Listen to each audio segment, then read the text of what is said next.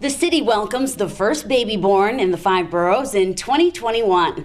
The city's public health system announced that a boy named Jaxel Rodriguez, born at Brooklyn's Coney Island Hospital, was the first baby of the new year. He was born at exactly midnight this morning and weighs 6 pounds, 1 ounce, and measures 19 inches.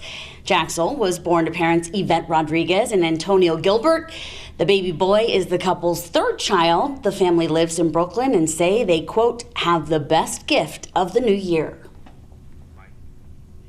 Here's a look at how countries around the world celebrated the new year. Check out this digital celebration in Paris. A virtual DJ rang in the new year at a light display recreation of Notre Dame Cathedral.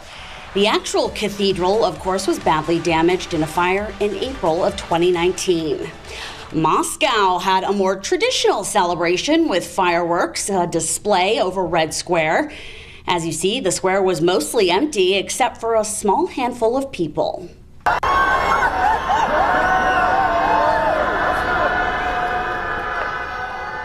And in London, what better way to count down to 2021 than on one of the world's most famous clocks? Crowds stood outside to see Big Ben strike midnight and celebrated with cheers.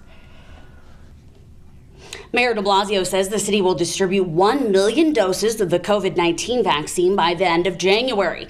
Hospitals and other existing locations will receive it, as well as new vaccination sites, which will open next month. It's going to be the largest vaccination undertaking in the city's history. The city will launch a new COVID-19 vaccination hub and make sites out of it, then make those doses available at some test and trace locations as well. Priority for those locations are going to be given to the 27 neighborhoods hardest hit by the pandemic, which are predominantly communities of color. So far, 88,000 New Yorkers have received the vaccine. The first new vaccination site is scheduled to open in mid-January. This city can do it. The amazing healthcare professionals of this city are ready. We're going to set up new sites all over the city on top of the many, many sites that are already operational. We're going to expand from our hospitals and our clinics to community clinics to locations we'll set up all over the neighborhoods of the city. Our goal is to get to upwards of 250 locations citywide. The mayor also announced that Sunday, March 14th, will be a day of remembrance for the thousands of New Yorkers we've lost to the virus. That date marks the first confirmed COVID death in the city. President-elect Joe Biden's inaugural committee announces it's going to host a memorial to honor the lives lost to COVID-19 across the nation. The ceremony will take place January 19th in Washington. That's the day before Biden is set to be sworn into office. It will feature a lighting around the Lincoln Memorial Reflecting Pool, the first ever lighting of the pool to memorialize the lives of Americans lost. The committee is inviting cities and towns around the country to join in lighting up buildings and ringing church bells at 5:30 p.m. Eastern Time in a moment of unity and remembrance. In a statement, the committee's director says Americans should reflect on what has been one of the more challenging periods in the nation's history and renew our commitment to coming together and rebuilding our nation. The Transportation Security Administration continues to screen more than 1 million travelers daily despite public health warnings to stay home.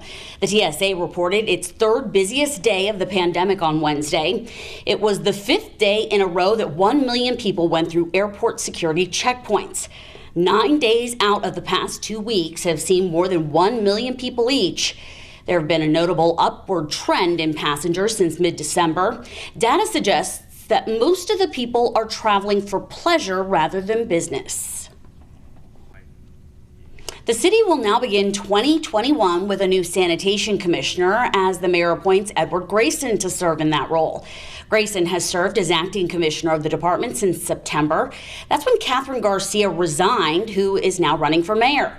Grayson is a 21-year veteran of the department and oversaw snow removal as operations chief during the city's largest blizzard in 2016. His father was a sanitation worker and supervisor, and his mother was recycling outreach coordinator during the rollout of the city's recycling program in the 1990s. Grayson was raised in Ridgewood, Queens. Some good news for job markets to close out 2020. The Labor Department reports first-time unemployment applications came in at 787,000 last week. But that's down 19,000 from the previous week. It's also the first time in a month that the number of initial claims dropped below 800,000. Claims dropped below 700,000 in October, but climbed back up again as COVID-19 infections spiked across the U.S. The number is still historically high compared to pre-pandemic levels.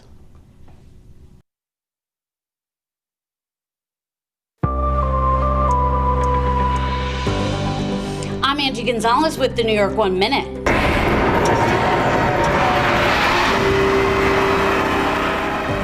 The ball dropped in Times Square to ring in 2021, but there were some strict rules in place when it came to those in attendance. Only a few frontline workers and their families were invited for the socially distanced celebration.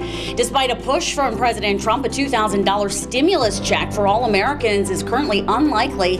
Senate Majority Leader Mitch McConnell is holding up the larger stimulus bill just as new members of Congress are set to be sworn in this weekend.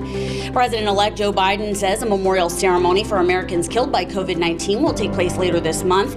The event is scheduled for January 19th in Washington, D.C. And New York City has its first baby born in 2021. Jaxel Rodriguez was born at Coney Island Hospital.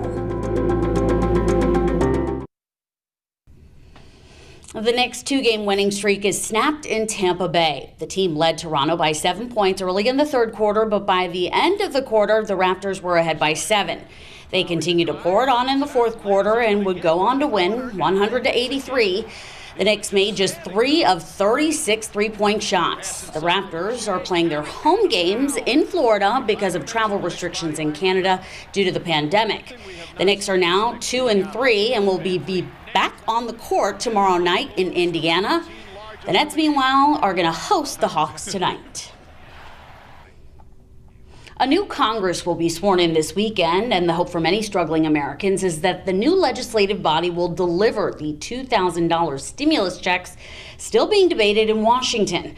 On Thursday, Senate Majority Leader Mitch McConnell once again blocked a vote on the bill that has already passed the House. McConnell slammed the bill, saying the bigger payments aren't sufficiently targeted to those in need. He accused Democrats of taking President Trump's suggestion and twisting it so the checks would assist more high-earning households. Democratic leader Chuck Schumer called for a vote, pointing to the Republicans' 2017 tax bill as evidence they favor corporations over average Americans. I hope that every American heard the objections by these Republican senators. I hope every American who has their water or heat or electricity shut off, or had eviction notices stapled on top of one another to their door, or had to choose which meal to skip on a given day. I hope they all heard the reason they will not receive $2,000 checks is because Leader McConnell thinks it could wind up in the hands of, quote, Democrats' rich friends. President Trump is pressuring lawmakers to approve the larger stimulus payment, but McConnell has chosen to craft his own bill, tying the checks to 2 items Trump recently asked for: legal protections for social media companies and the creation of an election fraud commission, both unlikely to go anywhere with Congress not currently in session. It may have been a scaled-back celebration in Times Square this New Year's Eve, but there was still plenty of confetti falling at midnight that needed to be cleaned up. The sanitation department estimates that about 20 to 30 tons of confetti was dropped last night for the department to clean off the streets. That's compared to about 60 tons of debris that was there when the live audience was there last year. Last year's figure also includes all the trash that the audience left behind. Last night's cleanup operation included 67 sanitation workers and 14 officers. That's about half of the 177 workers and 33 officers last year when a huge crowd attended the ball drop. 2021 gets off to a violent and deadly start in the city with several shootings after the stroke of midnight. Now, the first occurred at 12:07. Police say that a woman was shot in the leg while inside of her Brooklyn home, likely by a stray bullet. As of yet, no arrests have been made. And then the city's first homicide happened at around 1 a.m. in Queens. Cops say it was at the Umbrella Hotel in Kew Gardens. Officers responded to a 911 call, found 3 men shot when they arrived, among them a 20-year-old who did not survive. The other 2 men are hospitalized, one of them in critical condition. These 2 incidents were among 5 separate shootings that police say occurred before 6 o'clock this morning.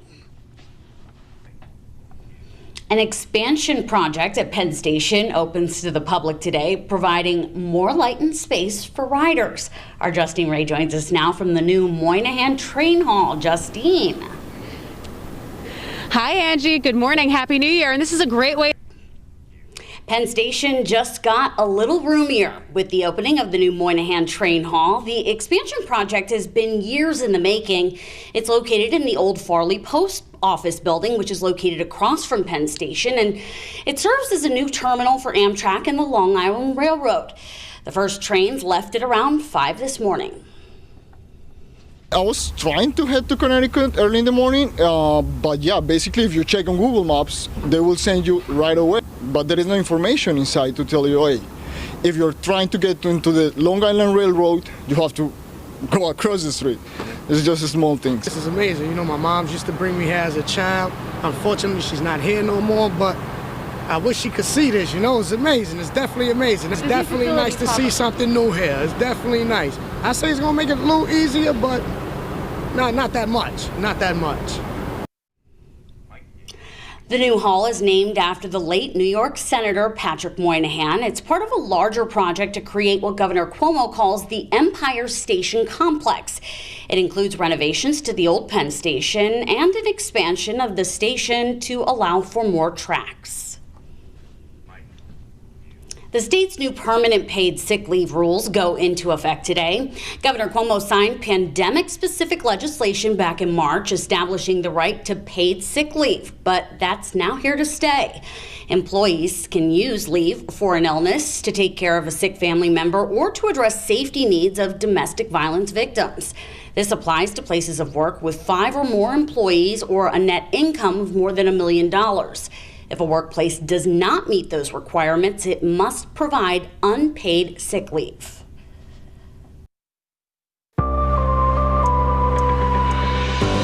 Happy New Year, everyone. I'm Angie Gonzalez with the New York 1 Minute. A big expansion for one of the city's transit hubs. The new Moynihan train hall is now open at Penn Station, providing lots of light and space for commuters. The state's new paid sick leave benefits go into effect today, expanding job protections for workers at large, medium, and small businesses. With COVID-19 impacting the workforce, the protections include time to care for sick family members. City officials set a goal of vaccinating 1 million New Yorkers against the coronavirus by the end of this month. A national memorial is planned for January 19th to remember the lives of those lost to the virus, and comes just a day before the inauguration. The NYPD responds to the first shootings and homicide of the year. Police say that within the first 6 hours of 2021, there were 5 shootings, one of them fatal. And a joyous arrival for a Brooklyn family. They are celebrating a new year and new baby.